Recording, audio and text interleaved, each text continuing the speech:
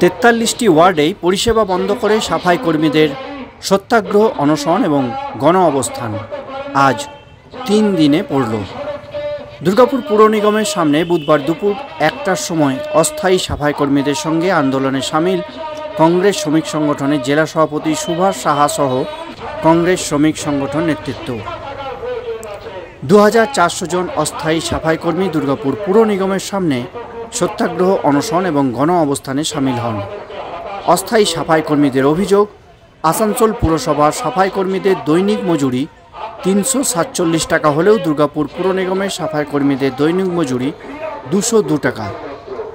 মহিলা সাফাই কর্মীদের দিয়ে ভ্যান চালানোও করানো হচ্ছে। পিএফের টাকা বকেয়া, চিকিৎসার জন্য প্রাপ্য ইএসআই পরিষেবা সহ নানানভাবে বঞ্চিত করা হচ্ছে।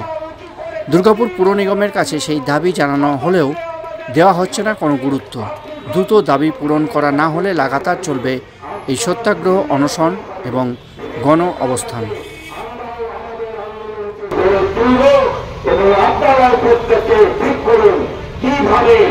আপনাদের আন্দোলন সংগ্রামগুলোকে আমরা আরো বাড়িয়ে নিয়ে যেতে পারি। একটু সম্মিলিতভাবে, সংগঠিতভাবে রাজ্য আইনটিউসি এবং জেলা আইনটিউসির পক্ষ থেকে আমরা লাগাতার আন্দোলন সংগ্রাম গড়ে তুলতে পারি। বন্ধুগণ, আজকে আর দীর্ঘায়িত করবো না। আমরা চাইছি আপনাদের থেকে বক্তব্যগুলো উঠে আসুক। আপনারা আপনাদের মূল্যবান বক্তব্য আপনারা রাখুন, কারণ এই আন্দোলন সংগ্রামের আপনারাই হচ্ছেন প্রকৃত নেতা। এই জানিয়ে আমি আমার বক্তব্য শেষ করছি।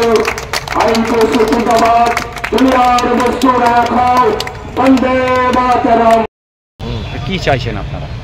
আমরা কতগুলো দাবি সনদ ওনাদেরকে দিয়েছি। সেই দাবি সনদ অনুযায়ী আমরা অত্যন্ত ছোটোখাটো বিষয়গুলোকে চাই। যেমন ধরুন, আমাদের 202 টাকার পরিবর্তে আমরা যেটা চাইছি যে আসানসোলে দিচ্ছে 347 টাকা, এবং পশ্চিমবঙ্গ সরকারের নির্ধারিত দৈনিক মজুরি অনেক কম বেশি আছে, আমরা সেটাকে চাইছি।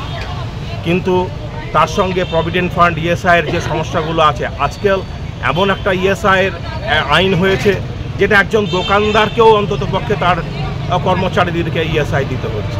একটা সামাজিক জনকল্যাণ প্রকল্প, তাহলে যেখানে কর্পোরেশন তারা একটা কল্যাণকর ভূমিকা, উন্নয়নের কথা বলছে, সেখানে আমাদের এই মানুষগুলোকে তারা এরকমভাবে বিভ্রান্ত করছে কেন, বা এরকমভাবে শোষণ তারা কেন করছে? এর বিরুদ্ধে আমাদের প্রতিবাদ আন্দোলন চলছে। আজকে আমাদের ঘোষিতভাবে আজকেই আমাদের 30 তারিখ, 31 তারিখ, 29, 30, 31, আজকে 31 তারিখ। আমরা চাইছি, আমরা আশাবাদী যে কর্পোরেশন অবশ্যই আমাদের এখানে এসে এই মানুষগুলোর সাথে কথা বলে এই ব্যবস্থাটাকে ঠিক করুক এবং আমাদের দাবি সনদকে সম্মান এবং গুরুত্ব দিক। আপনার নাম? আমার নাম হচ্ছে বিপ্লব রঞ্জন নাগ, আমি রাজ্য আইনটিউসির সম্পাদক।